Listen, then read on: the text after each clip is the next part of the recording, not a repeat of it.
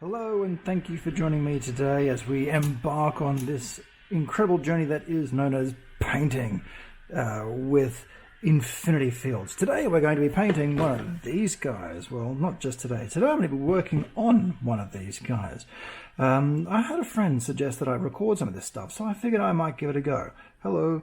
What we're going to be working on is a Stormsurge, a KV-128 Stormsurge. This is an absolutely fantastic model. I'm really enjoying working through it. And I hate to be that person, but I'm going to be bringing you in, unfortunately, halfway through the build. I've already started on the legs, which, I've got to say, look absolutely stellar. I'm trying in a bit of a subtle variation to the box art type of stuff. So we've got a bit of color differentiation going in through there, but I'm also trying for this war-torn, aged kind of appearance with some added gemstones and all that kind of fun stuff going on as well. This is just to help match out the rest of the wonderful Tau army that we've got going on. We've got a couple of lads up and over here. You can see I've tried to stick with the almost Iron Man-ish red and golds, but a lot of the darker greys and lighter greys coming through there as well.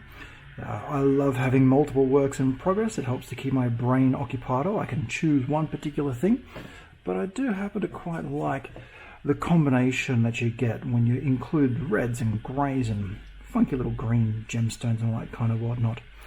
So we've been working on some wonderful Tau stuff. We've got the legs all finished, and today we're going to be continuing working on this particular point here. So this cockpit is incredibly detailed, so I actually kept it in two separate sections just so we can continue working and get the detail that we need to get out of that guy, including the front panel of this one here.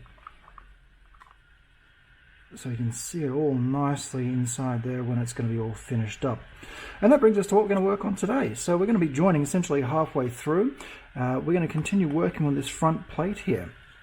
I've kept this in a whole bunch of separate sections, so I've got the front plate as one particular part. The arms haven't been attached yet at all, so they're also missing their outer aspects, the shield generator and whatever the other little bit is. This thing here, some kind of sensor array. Either way, it looks really funky. And then we're going to also still get into this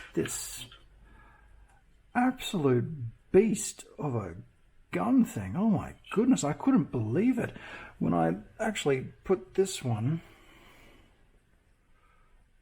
It's the same height. So I'm very excited to see how I'm going to get this one all done up.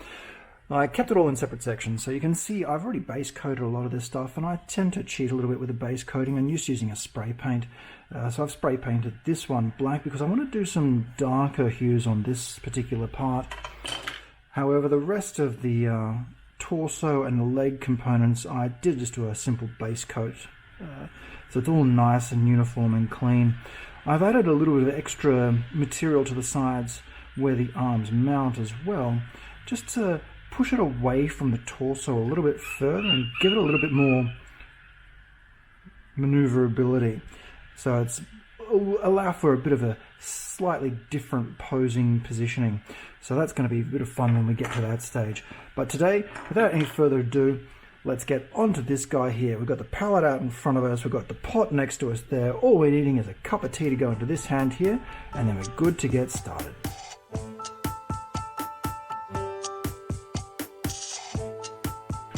Alright, so without further ado, let's get into it. So far, we can see that we've done a couple of base coats on top of the base coat. A couple of layer coats on top of those ones. So we've picked on a few greys. No, a couple of areas. We've got grey. This is an Ashen grey. Yep, so we're using Ashen grey for the darker grey patches. We've got Mephiston red for the red stripy bits, and I believe I'm using Retributor armor for the gold section there. At this point, we've only done a couple of coats for the Ashen grey section on these panels, but only a single coat there on this section up here. So you can see that one's going to need another coat of Ashen grey over the top of it. And today what we're going to start off with is, I believe we're going to get into some shading as well. So we're going to use a little bit of the good old oil of Nuln and use that one to get in some highlights, get some shadows happening. No, you know what, I'm not going to use null model because that's not what I've used here. We're going to use, not that one, good old Agrax Earth Shade. So let's get into a bit of shading. I love a good shading, it really helps to bring out all those little details, but at the same time I really don't like overdoing it. So a very particular process when it comes to putting shades in is I like to employ the less is more approach. So you can see that's a very fine amount of shading that's going inside there. However, it gives it a little bit more control. So if I need to come in on that gracier section, it'll look a lot neater. Alright, with the magic of time-lapse, we shall come back to this.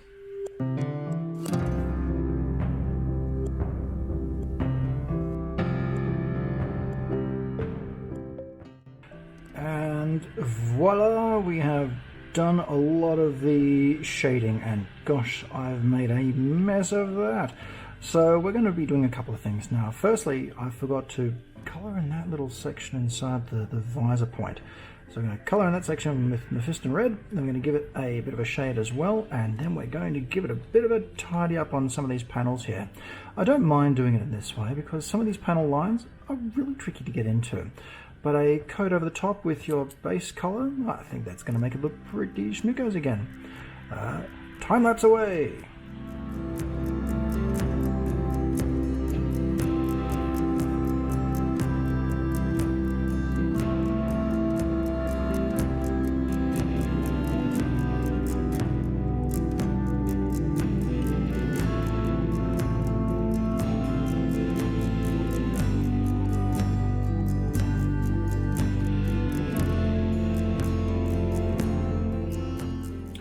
Okay, so we're waiting for the shaded parts to start drying, or finish drying, but you know what, there are some parts that I reckon we can work on that are going to be okay to do so. So we need some, yes, the delightful Gracia base, which is close to being white, but not quite. So for this job here, we're going to keep on using our mangled up brush that we were using before. I'm going to get a bit onto a space somewhere in this palette.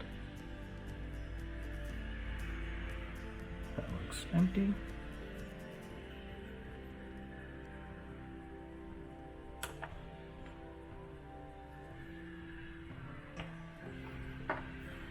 Little jab of water.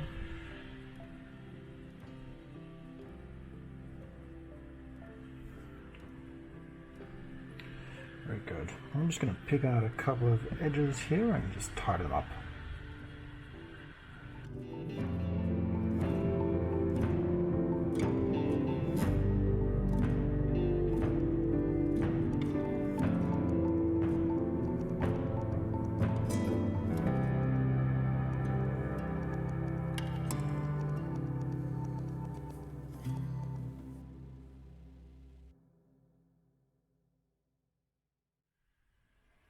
One of the things I find very difficult is when I come up against a rounded edge and I'm trying to correct some of the shading that's gone a little bit, it's bled too far into the base section here, and likewise underneath here, it's bled too far into the base section. I don't particularly like having straight flat lines with the shading because it doesn't feel natural for me. So I find that I have to sit there and meticulously do that stippling style effect, where you do very, very small strokes like this. And see, because of the inconsistency at the end of this brush now, it creates almost a jagged or feathered end of that brush, which gives it a much more natural feel to me. means I've got to do a lot of little brush strokes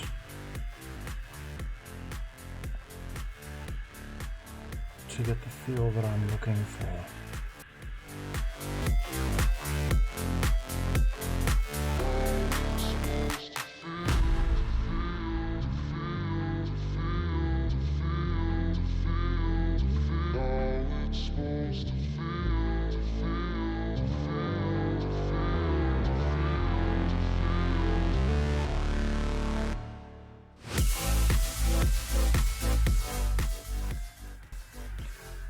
I find it so amusing to get the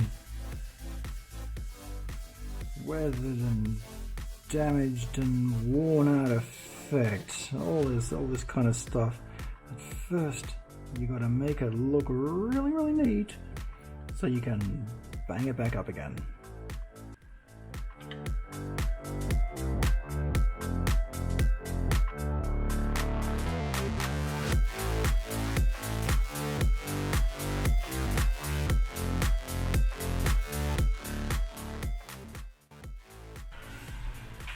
And that's the shading completed. I've got a couple of little areas down and through like this section here and up into that section there that were a little bit trickier to get to, but what we're going to do now is try and blend that a little bit by using a bit of dry brushing with some Agrax shade mixed into the grey sear to give it a bit of a nice go in between kind of colour.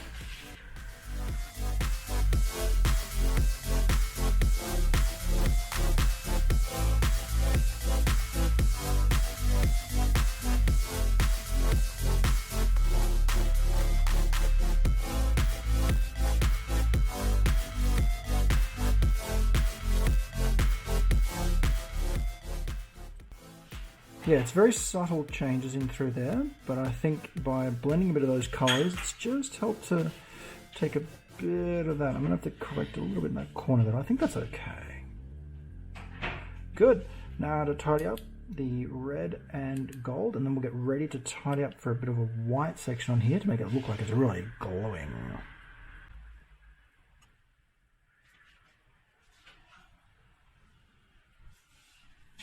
I'm not going to go right the way into the edges there. I'm going to leave that darkened by the shade. But again, by using that little transition, it's going to help to create that depth that we're looking for. Thank you very much. I now have tea.